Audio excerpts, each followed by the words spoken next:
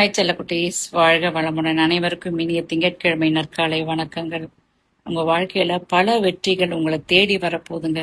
ஆமாங்க, எத்தனையோ காரியத்துல சோர்ந்து போய் தோல்வியினால ஏமாற்றங்கள்னால இருக்கிற உங்களுக்கு இந்த நாள் முதல் நிச்சயமா சொல்றேன், வெற்றி நிச்சயமா உங்களுக்கு இருக்குங்க.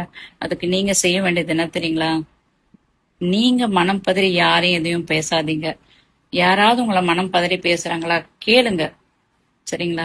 ஏன் நான் கேட்கறதுனால நான் கெட்டவன் ஆயிடுவேன், என் மேல பழி வந்துரும் நினைக்கிறீங்களா? இல்ல, நீங்க அமைதியா எதிர்வினையாற்றாம இருக்க இருக்க பேசுகிற அவங்களுக்கு தாங்க தோல்வி.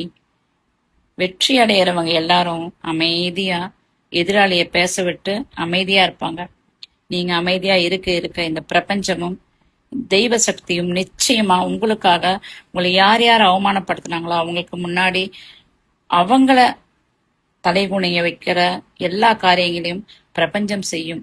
அமைதியா இருங்க, கவனமா இருங்க, பேசுறதுல ரொம்ப ரொம்ப ஜாக்கிரதையா இருங்க. இன்னைக்கு திங்கட்கிழமை தயவு செஞ்சு தண்ணீர் பாட்டில், நீங்க குடிக்கிற தண்ணீர் பாட்டில நீங்க என்னென்ன மனசுல நினைக்கிறீங்களோ, யார் யார் மேல வெறுப்பு கசப்பு இருக்கோ எல்லாத்தையும் மறந்து அதை ப்ரேயர் பண்ணி நீங்க நல்லா இருக்கணும்னு குடிங்க. நம்ம நல்லா இருக்கணுங்க. அவன் எப்படியாவது பேசிட்டு போறான், அவ எப்படியாவது பேசிட்டு போறான். உங்க மனசை நீங்க ஏன் கெடுத்துக்கிறீங்க? உங்க வாழ்க்கையை நீங்க ஏன் கெடுத்துக்கிறீங்க? நீங்க நல்லா இருக்கணுங்க. சரிங்களா?